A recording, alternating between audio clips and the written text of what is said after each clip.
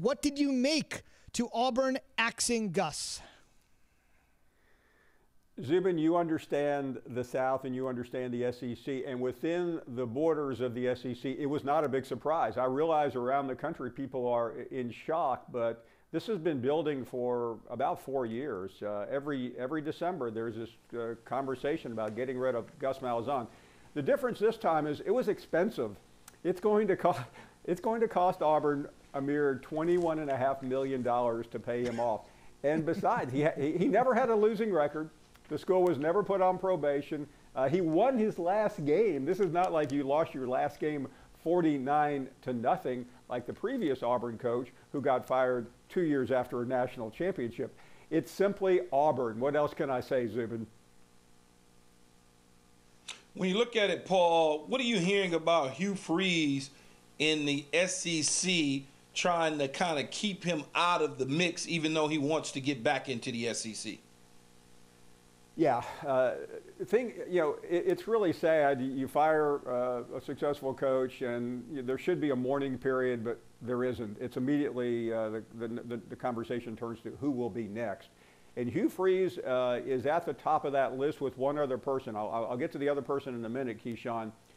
Hugh Freeze is eligible to coach. Even though most of us remember that he got fired a couple of years ago over a rather untoward situation, his real issues are the NCAA probation that hit Auburn.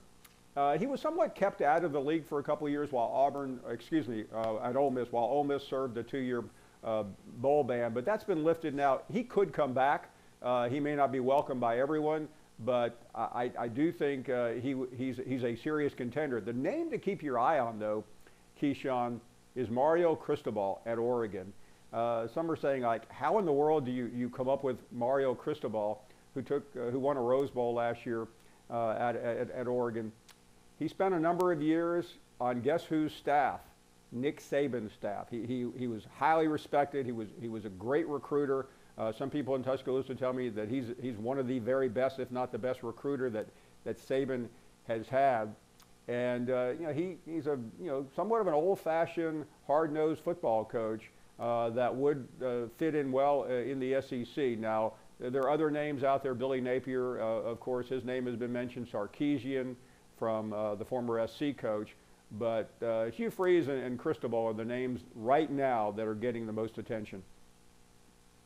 I was going to ask you about Steve Sarkisian because it seems like to me that would be a guy that I would target because I'm taking something away from my arch rival. Yeah.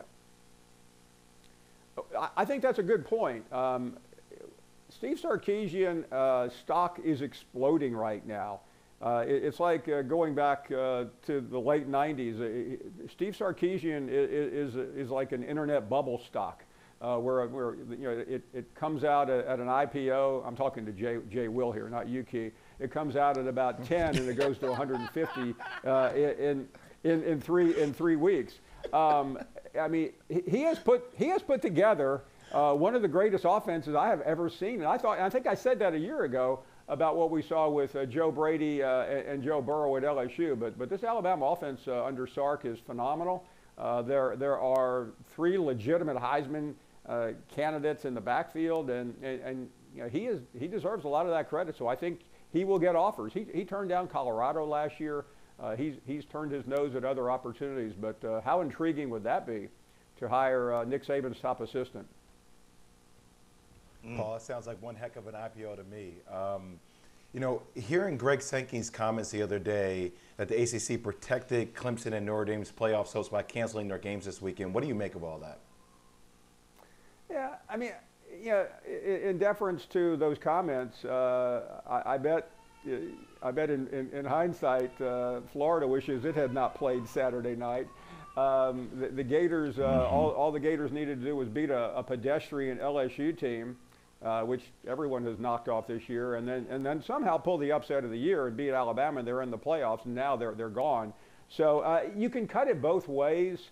What the commissioner, I think, was trying to say is, listen, we signed on for a 10-game season, and we intend to fulfill that. If all the games go off as scheduled, Jay Will, on Saturday, the SEC will have completed every single game but one. The only game that was that will not have been played was Ole Miss and Texas A&M, which was supposed to be played last week. That's a pretty remarkable number. And listen, they had some wiggle room in there, unlike the Big Ten. You know, they had 2 bye weeks, and then they added this past weekend, and then they'll be playing on the weekend of the SEC championship game. But yeah, I don't think it's going to make any difference. I mean, it cost Florida. I don't think Florida was probably going to beat Alabama anyway. And I frankly think Trevor Lawrence would have benefited by playing last Saturday when Mac Jones, you know, had a good game, but not the game of the century because they were running the ball a lot. And Kyle Trask, you know, had a subpar game and a loss. So, I mean, Dabo can talk all he wants, and no one will ever stop Dabo Sweeney from talking. I mean, he's great at that. But Trevor Lawrence may have been the biggest loser last Saturday. What's more likely to happen, the SEC getting 3 teams into the Final Four or USC making it? USC making it, believe it or not. You know, SC has been the cardiac kids all year, and you know they won another game, and quite. I mean, they're not that far removed. I mean, there is a scenario. It's somewhat unlikely, but the SEC will not get 3 teams in. I mean, the SEC has a shot at getting Texas A&M in if there's a little bit of chaos this weekend. But SC has. I mean, for a coach. By the way, for a coach that's been fired about 10 times over the last 3 years. I'll give Coach Helton credit for not only surviving, but I mean, the real question I have for you, Key, though, is what good is this Pac-12 championship game going to do? I mean, SC's won the league.